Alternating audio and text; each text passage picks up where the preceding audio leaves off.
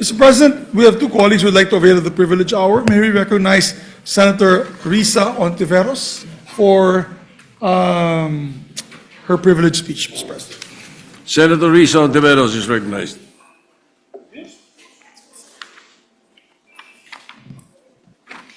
Salamat po, Mr. President. Mr. President, I rise on a point of personal and collective privilege. Dear colleagues, ang huling pagkakaalam ko po nasa Pilipinas tayo. Wala tayo sa China. This is the Philippines, and we are in a democracy. Ang freedom of speech ay hindi lisensya para sa representante ng isang dayuhang bansa na manghimasok, manakot at mambastos sa mga Pilipino dito in the name of free speech. Foreign missions are guests, not arbiters of our democracy. Kahit sino pang dayuhan, walang karapatang patahimikin ang mga Pilipino sa loob ng Pilipinas. Lalo na kung ambassador. Dahil mas mataas ang inaasahan sa inyo. An ambassador's behavior is limited by treaty. Even the Chinese Foreign Ministry spokesperson, Guo Jiakun, threatened Philippine officials on our very own soil, warning that they will pay a price for their words. The embassy has clearly violated Article 41 of the Vienna Convention on Diplomatic Relations, which mandates that foreign envoys must not interfere in the internal affairs of their host state. Censuring a Filipino official's internal discourse constitutes a breach of this protocol. Hindi nila pwedeng sabihin kung paano tayo dapat mag-isip at mamuna, lalo na kapag ang pinag-uusapan ay ang interes ng bayan at teritoryo natin. No embassy gets to decide who among Filipino officials is qualified to speak on Philippine interests. Sa mamamayang Pilipino tayo mananagot at hindi sa kinatawan ng ibang bansa. Pero ang Chinese embassy, hindi pa nakontento sa panghaharas nila sa atin sa laot. Kahit online, para silang may quota ng pambabastos laban sa representasyong ito. Malinaw na malinaw ang pangalan ko sa official Facebook page nila, Mr. President. Target rin nila si Commodore J. Tariela, si Senador Kiko Pangilinan, pati ibang Pilipinong hangad lamang ay magsabi ng mga katotohanang nangyayari sa ating karagatan. Makikita nyo po sa PowerPoint ko ang mga oras ng mga post nila patungkol sa akin. They kept replying and replying and replying to my Facebook posts. Sunod-sunod na pangiinsulto sa akin at sa ating mga institusyon na para bang may quota. Sa totoo lang, mas marami pa akong media landing sa page ng Chinese Embassy kaysa sa mainstream media. Mapapatanong ka na lang talaga, official page ba ito ng isang embahada o ng isang troll farm? Operation na yan At yang kabit-kabit at coordinated attacks nila, matagal nang babala sa atin ng Armed Forces of the Philippines. Hangad nilang hatiin tayong mga Pilipino at ang hahanay ng militar. Guluhin ang isip ng taong bayan at pahinain ang loob natin sa West Philippine Sea. Kaya Mr. President, dear colleagues, nananawagan ako ng agarang investigasyon sa disinformation network na yan dito sa Pilipinas. Kapag mga sundalo at opisyal natin ang ginugulo, usapin na ito ng national security. Naniniwala ako na walang ganitong kalaking operasyon na para makapag-opinyon lang. Pati mga Pilipinong PR firms at content creators na nagpapadikta at nagpapagamit para ikalat ang mga kasinungalingan ng Chinese government dapat ring managot. Dito sa Senado mismo, umabot at lumutang ang usapin na may Makati-based PR firm na Infinite US. Umamin itong Infinite US na tumanggap sila ng bayad mula sa Chinese Embassy. Dapat masilip ang scope of work ng proyektong yan. Kung imbes na PR, ay umabot na sila sa panghihimasok sa pagmamaniobra ng opinyon ng mga Pilipino. Panahon na para malaman talaga natin kung sino ang kumikita, sino ang nag-amplify, at sino ang mistulang megaphone ng China dito sa Pilipinas. Kung naaatim nilang magtrabaho laban sa sarili nilang bayan, hindi na diskarte yan. Pagtataksil na yan kay inang bayan. Sa tingin ba nila, tatahimik lang tayo sa panggigipit nila sa West Philippine Sea man o sa internet? Pues, nagkakamali sila. Sila ang nasa tubig natin. Sila ang may water cannon. Sila ang naninilaw gamit laser. Our troops have been injured. A Navy serviceman has lost a finger. Fisherfolk have lost their livelihoods. Our marine environment, our natural wealth, has been damaged and destroyed.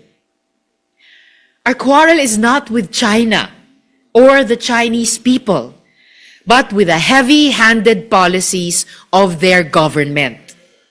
And now, the Chinese government has the gall to play victim over a cartoon? Come on, Mr. President. Pero pag Pilipinas ang ginawan nila ng cartoon, biglang okay lang ang pangungutya. Kasi sa mga Chinese Communist Party newspapers tulad ng Global Times, ginagawan rin nila ng cartoon ang Pilipinas at mga liderato ng ating bansa. Ganyan yata talaga ang ugali ng mga bully. Malakas mang asar, pero ayaw nilang napupuna.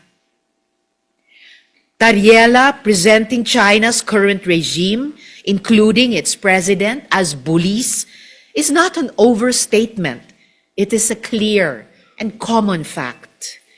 Instead of taking accountability for their government's actions, the embassy has twisted and turned facts to suit their propaganda. Instead of showing restraint and remorse for escalating tensions, they have doubled down on aggression. As 2026 began, the AFP already monitored a force of 13 Chinese vessels, comprising 3 PLA Navy warships, 6 Coast Guard cutters, and 4 maritime militia boats encircling Scarborough Shoal.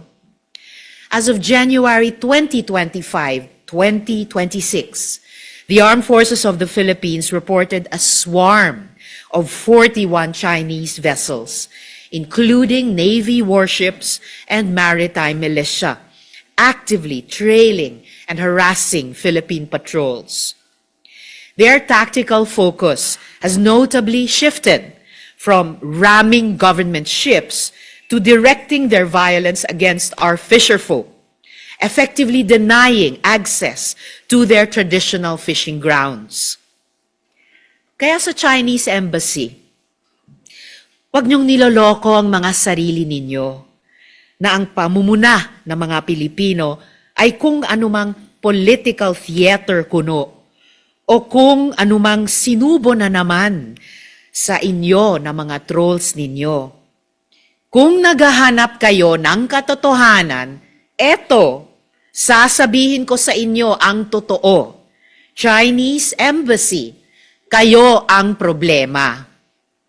Dahil sa tuloy-tuloy na pangaharas at panggigipit ng mga Chinese vessels ninyo sa mga Pilipino, kaming mga nasa loob ng tahanan namin ang hindi makakilos ng malaya. Mga Pilipino ang dapat nangunguna sa pagsisiyasat at pagpapaunlad ng oil at gas reserves sa West Philippine Sea na para sana sa murang kuryente, mas matatag na supply ng enerhiya at mas maraming trabaho. Pero dahil sa angas ng Chinese government, apektado ang negosyo, ekonomiya at dignidad ng Pilipinas. Yung mga isda na dapat nasa palengke natin, yung kabuhayang dapat nasa agrikultura natin, yung pagkain dapat nasa mesa ng pamilyang Pilipino, dapat hindi ibinabalato sa China. Panawagan ko rin po sa lahat ng ating mga kasamahan sa gobyerno, huwag po tayong matakot, huwag po tayong tumigil na magsalita at manindigan para sa ating inang bayan. We have the sworn duty to protect and defend the Philippines. At panawagan ko sa bawat Pilipino, maging mapagmatsyag, huwag tayong magpabola sa propaganda at kasinungalingan ipinapakalat nila. Alam kong hindi natatawaran ang dangal ng isang tunay na Pilipino. Kaya kapag may nakikita kayong paulit-ulit na script na ang tono ay magparaya na lang tayo sa Chinese government, kuno alam na natin kung ano yan, pampahina ng loob at pangbabaluktot. Ginagamit nila ang demokrasya natin para lituhin at hatiin tayo bilang isang bansa. Mr. President, dear colleagues, makakaasa kayo, hindi rin po ako papayag na ipinahihiya tayo sa sarili nating bahay. Hindi natin o hindi tayo papatahimikin sa sarili nating demokrasya. Sa dagat man o sa social media, hindi natin tatantanan ang unti-unting panghihimasok ng Chinese government. Nasa Pilipinas tayo at dito, Pilipino ang nasusunod. Salamat po, Mr. President. Joe, the leader.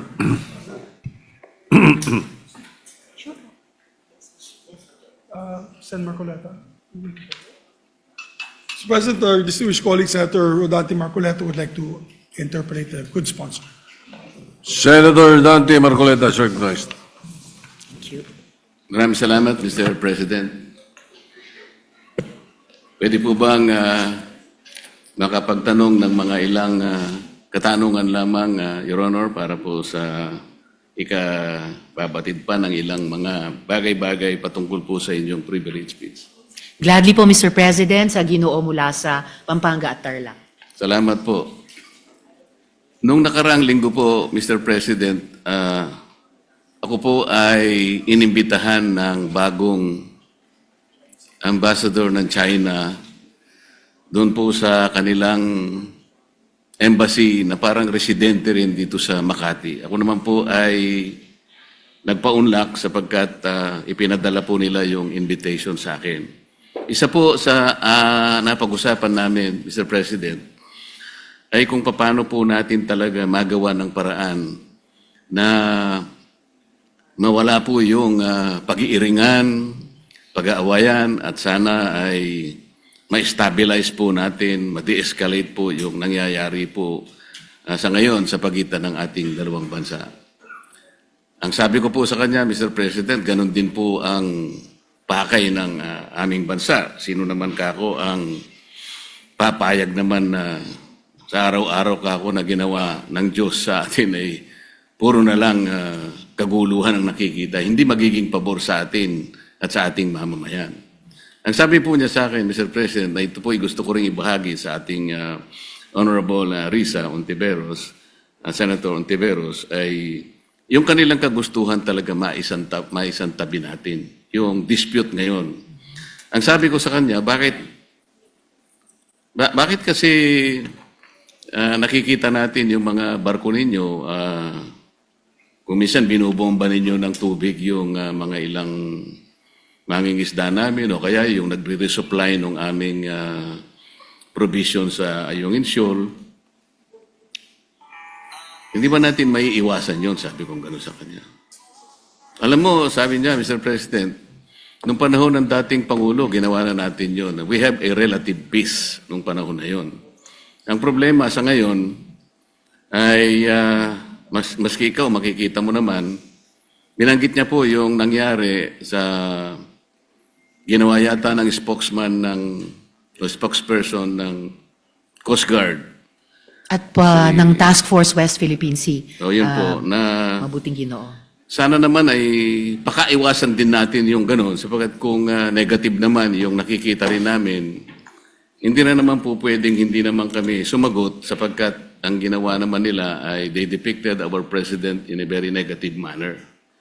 3 cartoons yun na siyempre Pangulo namin yun, hindi naman pwedeng hindi namin sansalain o sabihin man lang sa inyong pamahalaan, huwag naman ganito. Siguro, ang itatanong ko po sa inyo, Your Honor, si Ginoong Tariela po ba ang ating opisyal na tagapagsalita kung pag-uusapan ay ang relasyon ng ating bansa sa ibang mga bansa, particular na yung China? Salamat, Mr. President, at sa mabuting Ginoo mula sa Pampanga at Tarlac.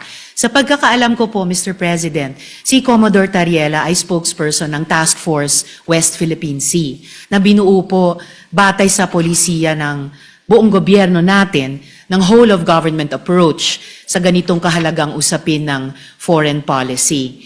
At dala po niya yung updated na dokumentasyon ng ating mga kung may positibo at unfortunately mas maraming negatibong mga engagements ng gobyerno ng China sa ating karagatan, lalo na yung paghaharas po sa mga barko at mga ibang vessels ng Philippine Navy at Philippine Coast Guard, yung pagkait po sa ating mga mangingisda ng access sa kanilang kabuhayan sa traditional na fishing grounds natin, yung pag-i-interest din po nila sa ating mga gas and oil reserves sa ilalim ng ating karagatan. At sa lahat po, so far, nang nasaksihan ko pong mga pananalita ni Commodore Tariela, batid ko po ang kanilang pagtaguyod talaga sa pambansang interes ng ating bansa. Partikular dun sa incident na tinanong ng good gentleman mula sa Pampanga at Tarlac, nagsasalita si Commodore Tariela sa isang forum sa isa sa mga kolehiyo sa ating mga pamantasan at ipinakita niya kung paano kumikilos ang gobyerno ng China led by the Chinese Communist Party at kanilang kasalukuyang presidente. Kung pagpapakita lamang po ng visuals para gawing mas dramatic o graphic para sa mga estudyante, aba po, matagal na pong nanguna ang gobyerno ng China sa ating bansa at sa ating gobyerno, pati po sa iba't ibang mga opisyal ng ating gobyerno. For at least 1 decade, Mr. President, ang mga opisyal na pahayagan ng gobyerno ng China ay nagpapakita ng mga visuals din and overwhelmingly derogatory po ang kanilang mga ipinapakita. Nilalarawan ang presidente ng Pilipinas bilang isang megaphone lamang ng ibang bansa, dinodrawing na parang marionettes lang ang ating bansa at ating mga Navy at Coast Guard vessels ng interes ng iba pang dayuhang bansa.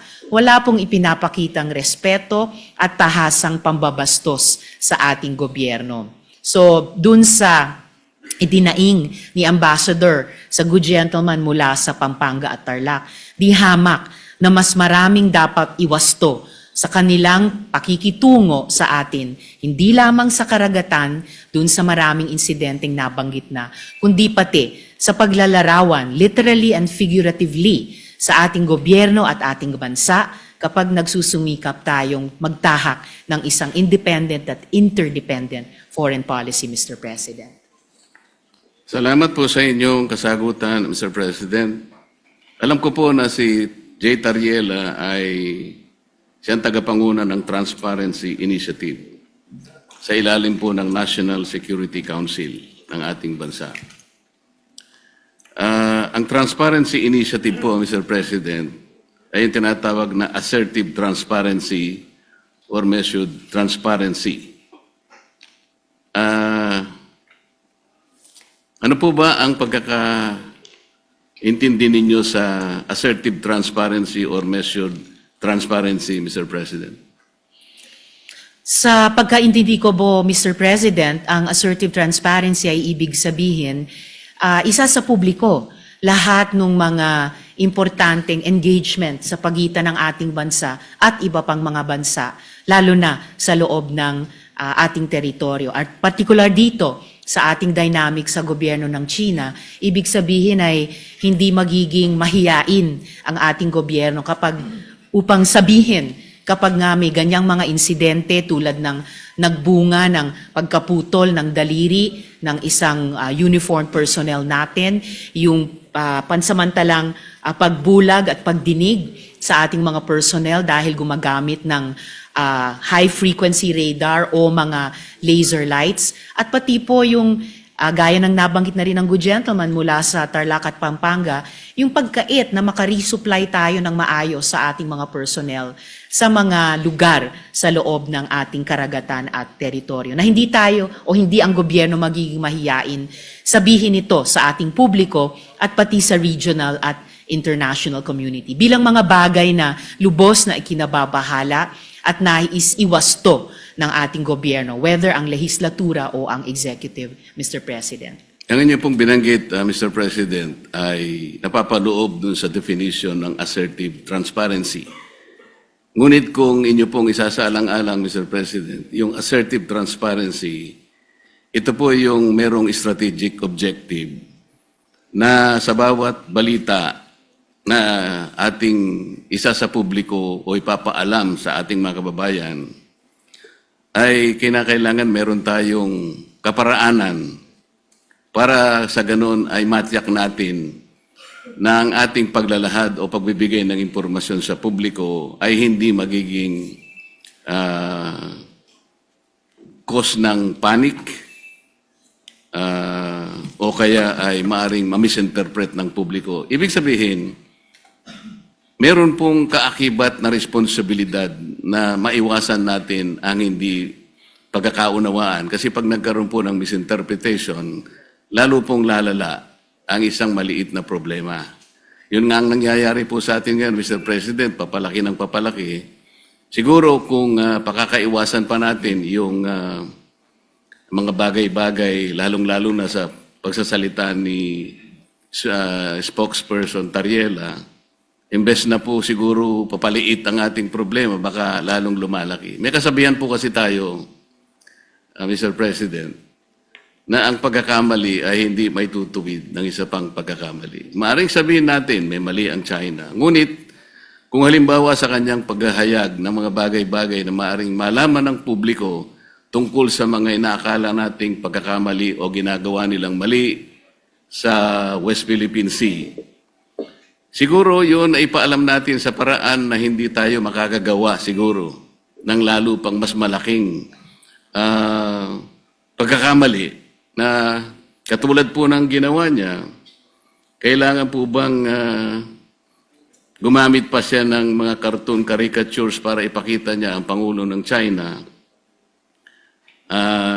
sa isang negative at isang nakakahiyang mga pamamaraan. Alam po ninyo, Mr. President, dito sa ating tinatawag na West Philippine Sea na kinukuwentang nga nila yan, ito'y halos equivalent ng ating exclusive economic zone. Mas marami pa pong features ang Vietnam na okupado kaysa sa China. Meron din pong features na nasa loob ng ating West Philippine Sea na ngayon ay sinakop o occupied ng Malaysia. Tinanong nga ako ng Chinese ambassador, sana man lang o kaya gusto naming mangyari kung paano nyo pinakikitunguhan naman ang Vietnam sapagkat claimant din naman sila, pare-pareho tayong claimant. Sana hindi naman yung paraan na parang kami masyado naman kaming kontrabida. Yung Malaysia, nandun din naman. Pagpupunta rin naman yung barko ninyo doon, tinataboy din naman kayo. Totoo naman po yun, Mr. President. So, sa ganito pong mga sitwasyon, kaya ko po naitanong kanina, Mr. President, kung si Ginoong Tariela ang pinaka-spokesperson ng ating bansa, kung pinag-uusapan ay foreign relations. Kasi po, ito po, sa sarili po niyang statement, doon sa kanyang panel discussion organized by Strat-based ADR Institute, ganito po yung sinasabi nila, Mr. President. Not every event in the West Philippine Sea is openly released to the public. The info must first go through the Information Working Group. Ito po ay kinabibilangan ng mga sumusunod, Mr. President. DND, AFP, DFA, DOJ, National Security Council, at saka yung PCG, ito yung Philippine Coast Guard. Ito po yung National Task Force sa West Philippine Sea.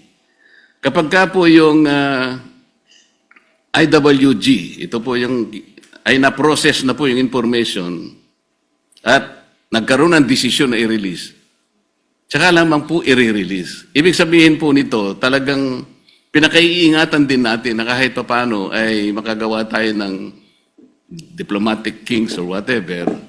Ganun po dapat sana ang magpakaingat sana sila. Lalong-lalo na nga po ay meron na nga tayong problema. Karaniwan po kasi sa mga bansa na merong ganitong disputes. Kagaya po ng sinasaad po ng ating Book 4, Title 2, Chapter 1 ng ating Executive Order 292, Mr. President. Ito po yung tinatawag nating Administrative Code of the Philippines. Pagka pinag-uusapan po ay foreign relations talaga, ay ang Department of Foreign Affairs ang dapat po sana ang opisyal na magpapaliwanag o magko-convey ng ganong klaseng pagpapaliwanag o anumang gustong i-convey sa ating mga karatig bansa. Ginoong Pangulo, masasabi po ba natin na si Ginoong Tariela ay nakikipag-coordinate sa bawat salitang bibitawan niya sa publiko, lalong-lalo na yung sinasabi niya na kailangan informahan ng public? Kiniklear po niya kaya ito sa Department of Foreign Affairs, gayong ito ang opisyal organ ng ating pamahalaan. Para sa ganun ay maiwasan po natin ang lalo pang pagkakamali.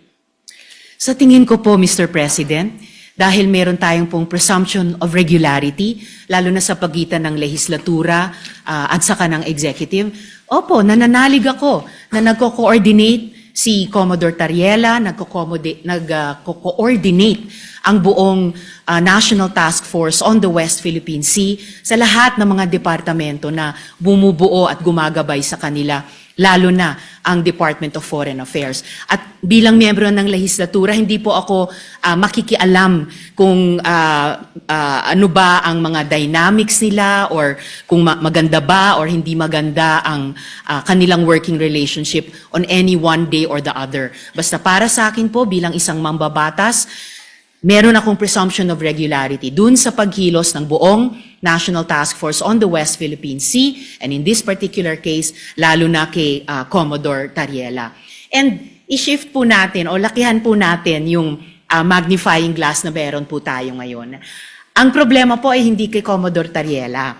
Ang problema talaga ay sa kondukta ng Chinese government sa kasalukuyang dynamics. Kung sumasakit ang loob nila dahil ayon sa kanila masyado naman silang kontrabida, I'm sorry, in this particular case, sila talaga ang pinaka-kontrabida.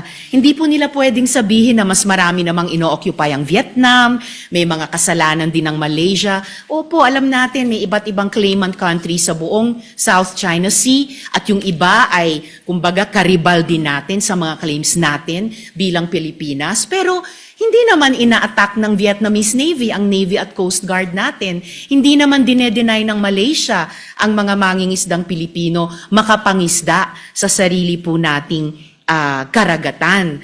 At I beg to disagree, Mr. President, with all due respect sa Ginoo mula sa Pampanga at Tarlac.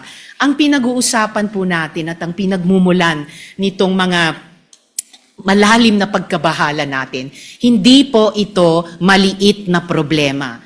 Napakalaking problema po nito. Isa sa malaking problema natin sa ngayon. At ayaw nating magpanik, ayaw nating mag-misinterpret. Pero saan ba nagsisimula ang maaring ikatakot? Saan ba nagsisimula ang hindi lang maaring, kundi nagigit talagang pagmumulan ng hindi pagkakaintindi? Yun po, in largest part, dahil sa kondukta ng Chinese government laban sa atin, lalo na sa karagatan, at ngayon, gaya po ng nabanggit ko kanina, pati na po sa internet, na kumbaga, sila nga ay nagiging problematic sa atin, gusto man natin pareho na lutasin ito, pero bukod sa ginagawa nila sa atin sa ating laot, sa Navy, Coast Guard, mga mangingisda, sa ating buong sambayanan, gusto pa nila patahimikin kapag may mga pinuno ng gobyerno sa executive man o dito po sa legislature na magrereklamo. Ang tawag ko po dyan, Mr. President, sa ugali ng Chinese government, gaslighting. Sila na nga ang gumagawa ng mali, mamasamain pa nila kapag pinuna ng ating panig, ng ating gobyerno, tayo pa ang may kasalanan at sila pa ngayon ang biktima. Classic gaslighting behavior po yun. Napaka negative na psychology yan kung sa individual na tao po or kung sa interpersonal na mga relasyon. And dapat wag gagawin yan, wag gagamitin yung ganyang cheap tactic nila, lalo na po sa foreign relations. Lalo na kung totoong gusto nilang lutasin natin ng maayos ang hindi maliit, kundi napakalaking problema nito, Mr. President. Mr. President, sa tanong ko po kanina kung ikinukonsulta ni Ginoong Tariela sa DFA ang kanyang mga ginagawa at pagpapahayag sa publiko, at ang sinagot po ay siguro naman po, maaari sapagkat yung pong presumption of regularity. Alam po ninyo, nakausap ko ang mismo ang Secretary of the Department of Foreign Affairs. Hindi po siya nakikipagkonsulta. Sa totoo lang, sa tansya ko po, nung nag-uusap kami, ayaw din po ng DFA yung ginagawa ni Ginoong Tariela. Nahihirapan nga po sila. Yun ang pagkakasabi sa akin. Dahil imbes na makatulong sa kanilang gawain at sa kanilang responsibilidad na panatilihin natin, yung gawin ba nating kahit na medyo mahirap. Ang sabi ko nga sa Chinese Ambassador, Mr. President, alam kong mahirap ang kalagayan natin. Pero kung papayag ka na, ikaw baka ako naniniwala na pwede tayo magsimula na ang lahat ng isipin natin, lahat ng gawin natin ay mga bagay na pwede natin pagkaintindihan. Pwede tayong magkasundo. Doon tayo mauna. Iyon ba naniniwala ka? Naniniwala po sila, Mr. President. Kapag nagsimula tayo sa mga bagay na pwede natin pagkasunduan, halimbawa, sabi ko, yun na lamang ka akong mga isda. Alam ko, ako, ang isda. Walang may-ari niyan. Common yan eh. Yan pwede natin pag-umpisahan sa pamagitan ng traditional fishing rights. Sapagkat yung prinsipyo niyan, sabi kong ganyan, although it is covered by international law, hindi ka ako pinag-uusapan dyan ng teritoryo. Kasi kapag ka ang pag-uusapan, napunta na sa teritoryo, problematic na eh. Pero pag-usapan muna natin ang mga isda. Sabi ko sa kanya, Sir President, nagawa ninyo sa Vietnam, nagkaroon kayo ng gulo dyan. Pero bakit nyo nagawa? Nagkaroon kayo ng agreement na partisyon nyo ang isang sukat ng karagatan doon sa Tonkin Gulf sa Vietnam. Nakagawa rin kayo ng ganyang klaseng pag-uusap at kontrata sa pagitan ng inyong bansa at ng Vietnam. Tungkol sa isda rin. At kahit maigting ang labanan ninyo sa pagitan ng Japan at ang bansa ninyo, Nagawa nyo rin sa Japan. Ibig ko sabihin, meron 3 pangyayari dito sa panig ng ating mundo na nagawa nating ayusin kahit isda lang ang pinag-umpisahan natin. Hindi ba natin pwedeng gawin dito sa ating bansa? Sabi niya, pwede. Kaya lang, pakaiwasan naman natin itong ganito kasi, sabi niya. Kami naman nakahanda naman kami. At alam ko, Mr. President, nabasa ko sa dyaryo kaninang umaga, 17 yata sa ating mga fishermen ang kanilang sinalba. Mga bagay na pwede naman nating pasalamatan din sila. Kasi po kung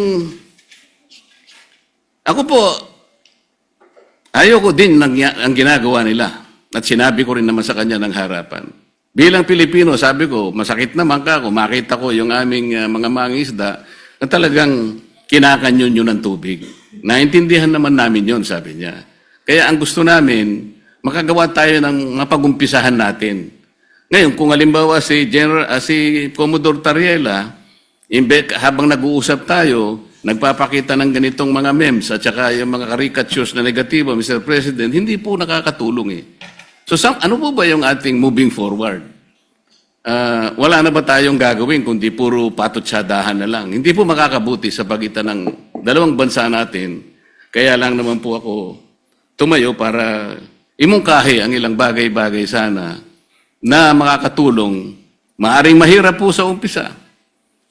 Ang imumungkahi ko nga po sana, Mr. President, kung meron po tayong panahon sa ating mga committee hearings, imbitahan po natin ang Coast Guard, ang Department of Foreign Affairs, at kung sino po ang may kinalaman dito sa West Philippine Sea, o kung tawagin po natin ay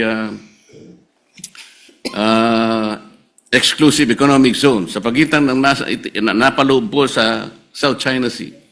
Para po yung komplikasyon po dito na napakarami, kasi yung batas po natin at yung ating administrative issuance na nangyari sa mga nakarang araw at yung mga ginawa nating batas kamakailan lang, hindi ko nagkakamali, 2024, hindi po consistent talaga eh.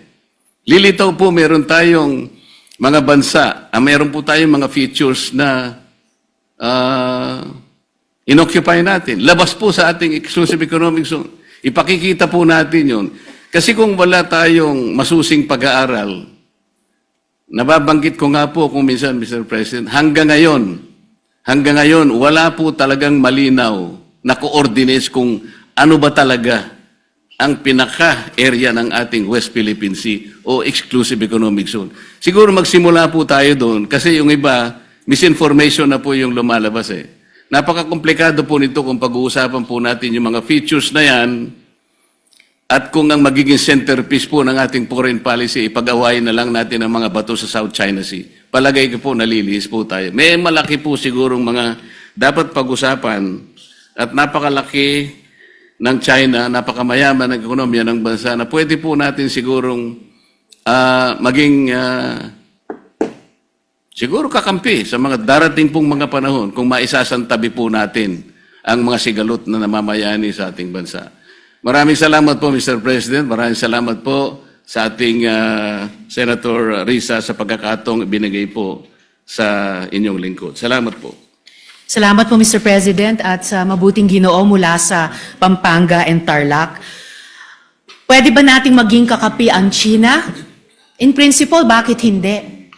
Pero pwede ba nating maging kakampi ang China kung ipagpapatuloy niya ang pinaggagawan niya sa ating karagatan, sa internet, at nagsimula na siya, laban na sa mga opisyal ng ating gobyerno, both sa executive at sa legislature. Wala akong maalalang previous incident, Mr. President, na kahit sinong ambassador ng ibang bansa dito sa Pilipinas ay nag-post sa embassy page nila ng ganyang banta ng kanilang spokesperson ng Chinese Foreign Ministry laban sa mga opisyal natin na nagsasalita lamang para sa pambansang interes. Pati kay Senator Erwin, meron na po silang post na Mr. Senator. Bukod kina Commodore Tariela, Senator Kiko, Representatives Chel at Laila, at sa akin din po. Pwedeng maging kakampi kapag itinigil yung ganyang mga gawi ng isang hindi kakampi.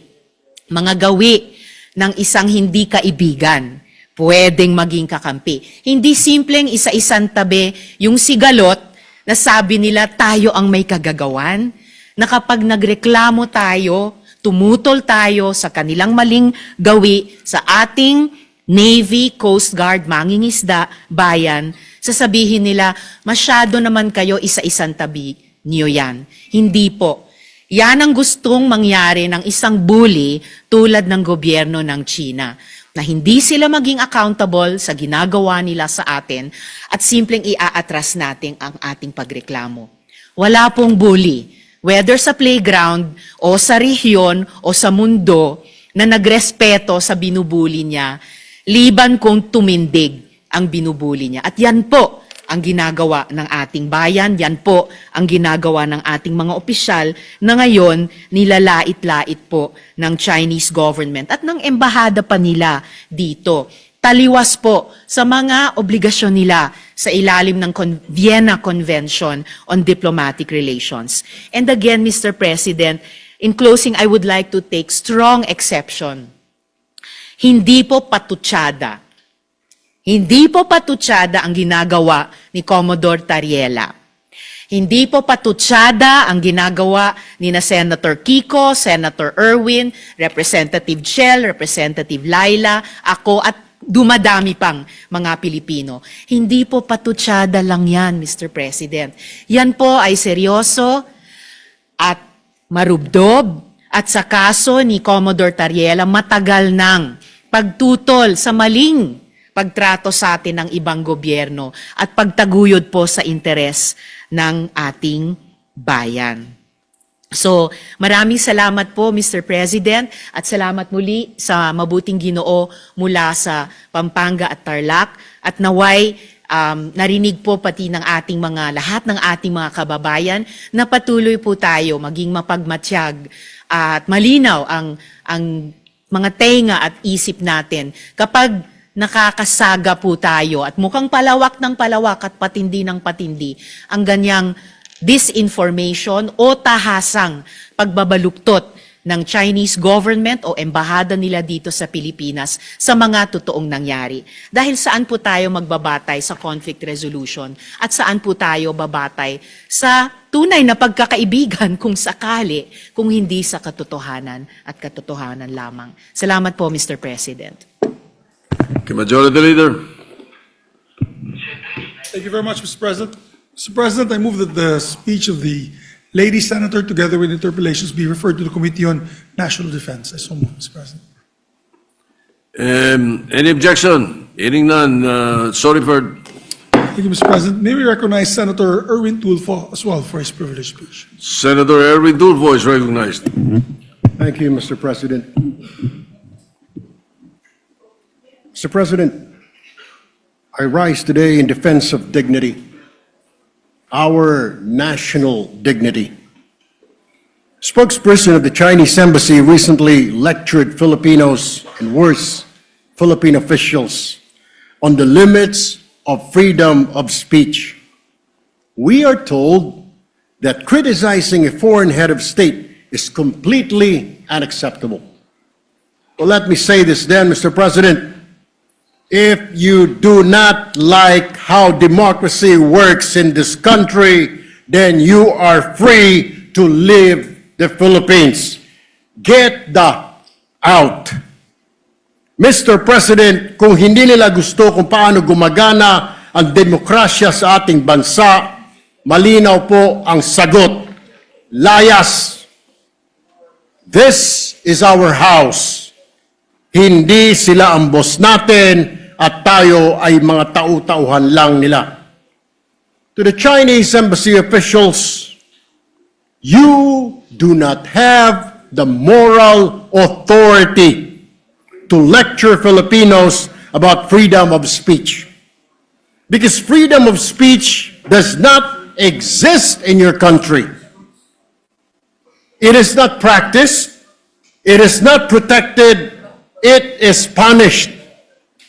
So do not export censorship to a nation that fought, bled, and died to be free.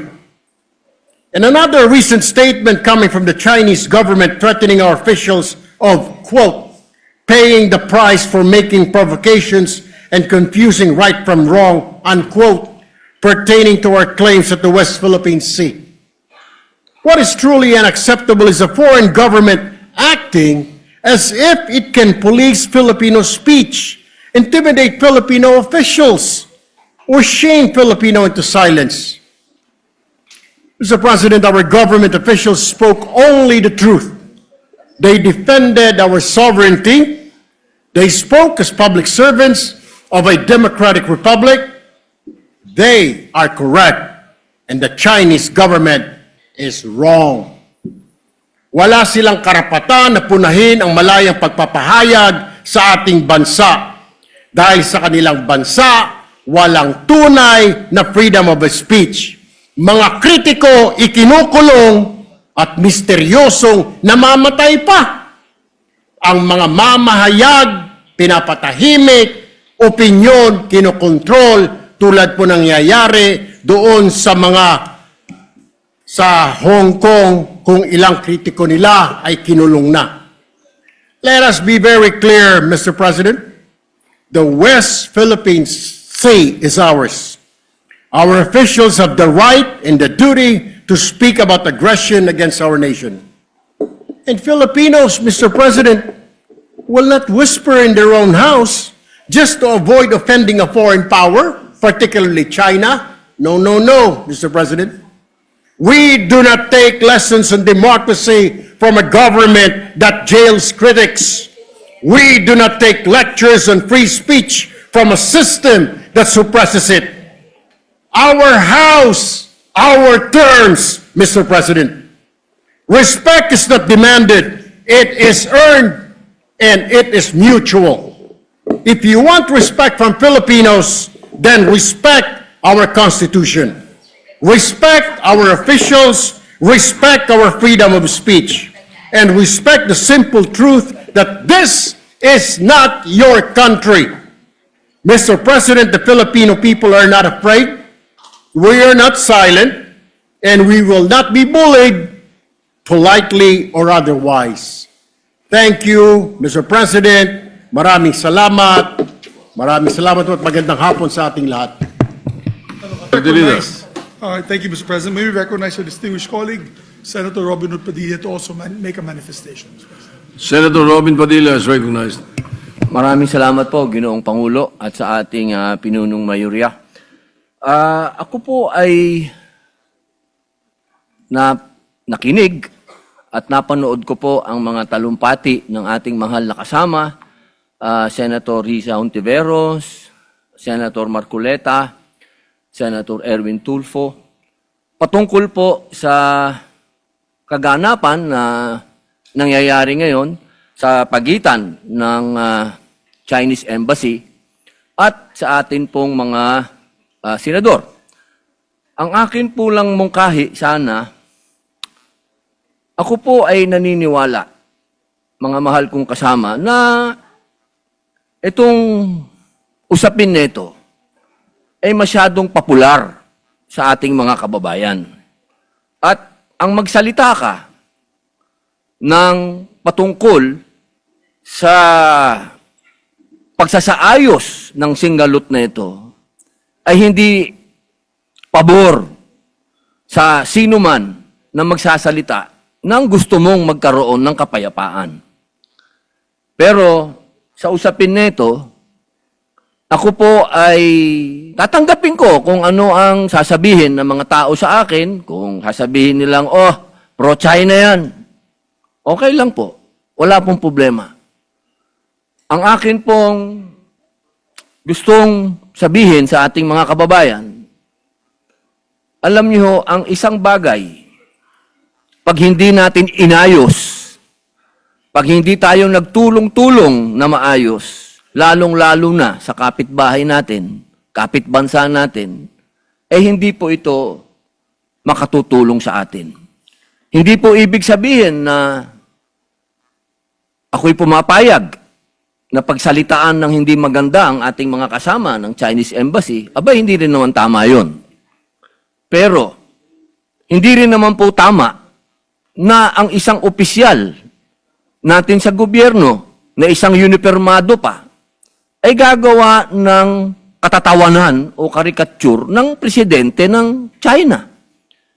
Sapagkat kanina po, habang nag-uusap kami ni Senator Amy Marcos, sabi ko sa kanya, kung yan, ginawa ng China sa ating Pangulo na si Bongbong Marcos, ako'y oposisyon, pero gagawin nila yan kay Bongbong, ay unang-una po ako magagalit. Sapagkat hindi ako papayag na babawin ng kahit na sino ang Pangulo ng Pilipinas.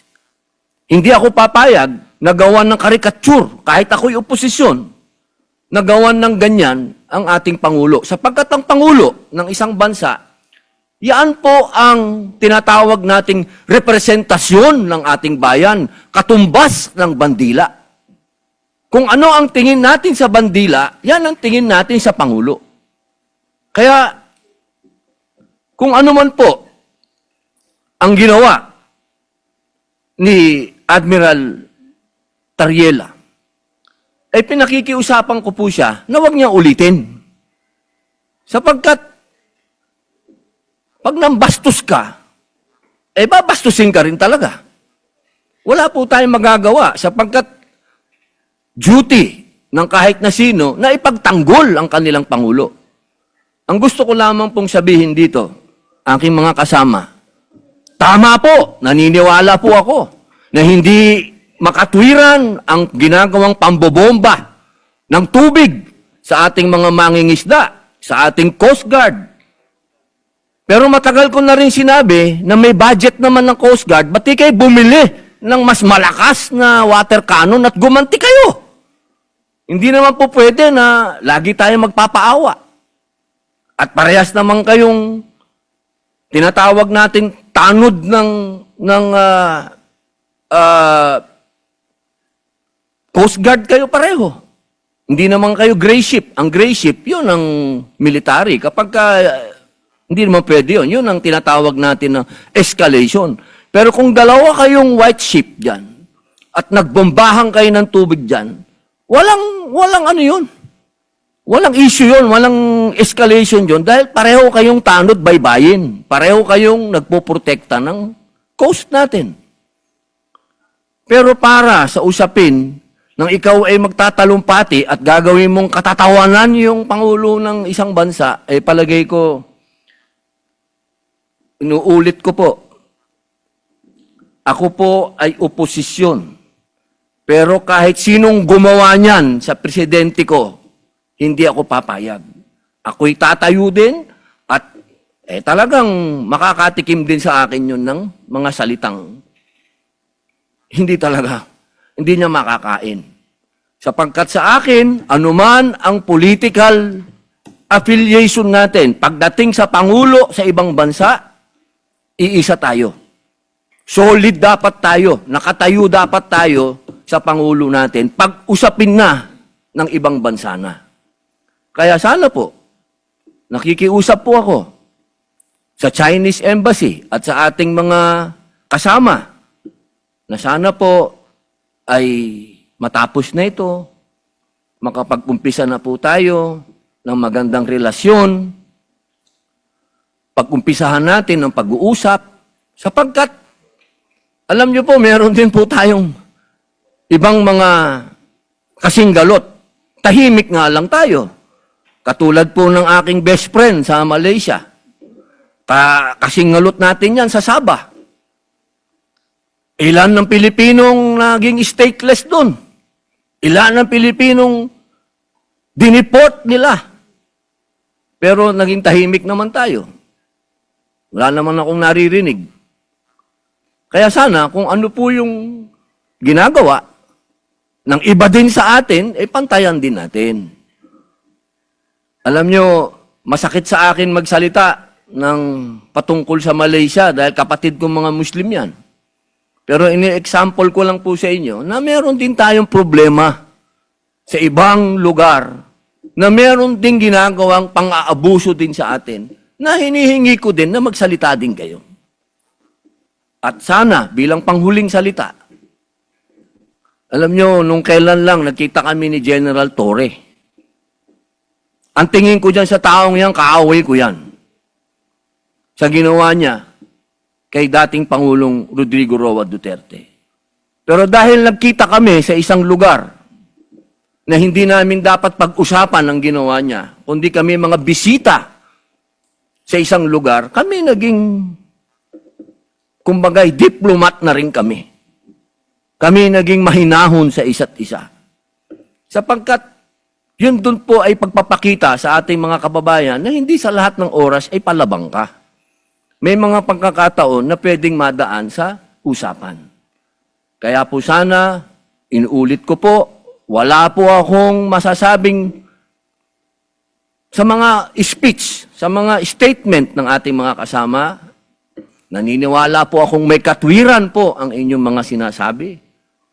Kaya niya lamang po, sana, pagsabihan din po natin yung mga unipermadong personel ng ating bansa na magdahan-dahan din lang.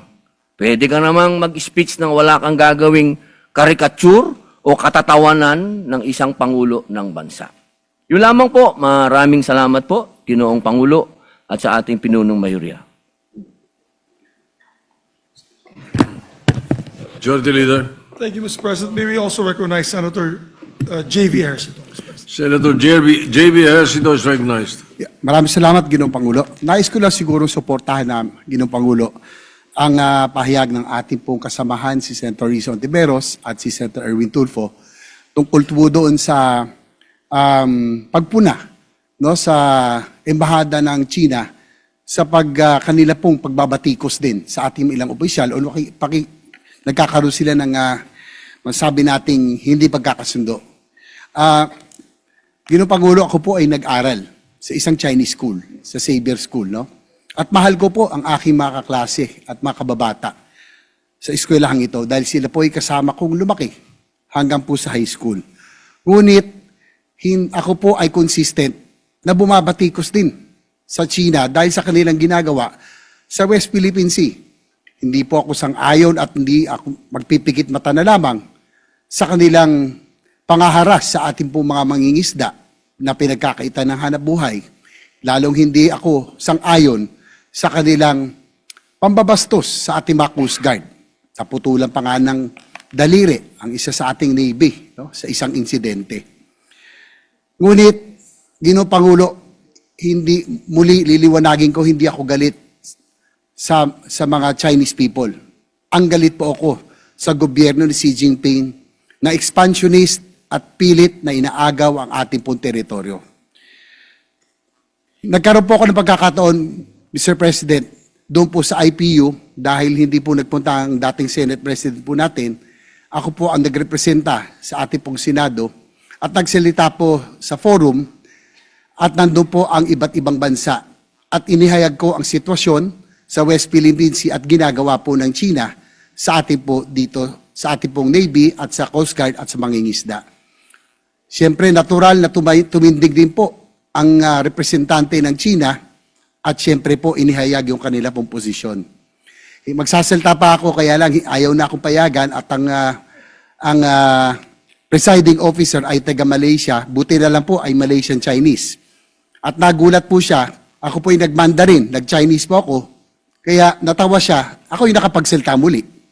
Kaya inihayag natin at ang ating posisyon at naiklaro natin na talagang ang China ay talagang hindi ginagalang at nirerespeto ang desisyon ng UNCLOS. Mr. President, before I end, gusto ko lang sabihin na gusto ko pong suporta ng ating mga opisyal na nagsasalita ngayon, hindi masama na tindikan ang ating soberenya, hindi masama na ipaglaban ang ating teritoryo at lalong hindi masama ang itaguyod ang interes ng bayan. Muli, I commend Senator Ontiveros, Senator Tulfo, and be rest assured that we will always be here and fight for the interests of our country and we will always fight for the sovereignty of our country. Maraming salamat po. Senator Francis Pangilinan is recognized. Yes, thank you, Mr. Senate President. Thank you, Majority Leader. I would like to just manifest that I share the sentiments raised by Senators J.V. Ejercito, Senator Erwin Tulfo, and Senator Risa Ontiveros on the unacceptable public statements issued by the Chinese embassy and a number of its officials. I too, Mr. President, was subjected to stern reminders, which I believe were undiplomatic and unacceptable. When we raised concerns about the live military drills in the Taiwanese Strait, that it was an escalation of the tensions in the region, China, the embassy reminded me of the One China policy. And I responded by saying, we recognize the One China policy, but they too should recognize our exclusive economic zone. If they can take it, I said, if they can dish it out, rather, they should be able to take it. And this is why this morning we prepared a draft in consultation with Senators Ontiveros and the Senate President, and circulated the draft expressing the sense of the Senate. 15 senators, we thank our colleagues for signing the draft resolution, and I understand we will be tackling this tomorrow. And in no uncertain terms, we condemn the statements of the Chinese embassy that are, we believe, inconsistent with diplomacy and international law. Having said that, Mr. President, 15 senators support the resolution. The Department of National Defense has condemned the public statements of the Chinese embassy. The National Security Council likewise has expressed its opposition to the statements of the Chinese embassy. The Department of Foreign Affairs has likewise expressed serious concern about the statements being issued by the Chinese embassy. Now, Mr. President, is the time to unite. The Senate, we call on the House of Representatives as well to issue a similar statement and adopt it. Now is the time for the country, the executive, the legislative branches of government to unite behind what I believe to be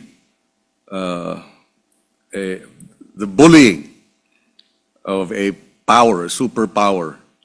And I believe the only way to deal with the bully is to stand up to it.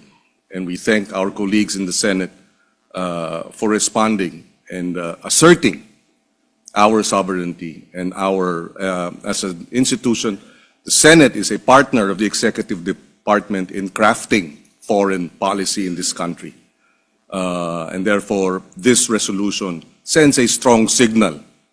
We do not wish to have tensions with China, but we likewise do not wish to give up our sovereignty and our rights over the exclusive economic zone in the West Philippine Sea. Ipaglalaban natin yung atin. Maraming salamat for the record, Mr. President. Thank you.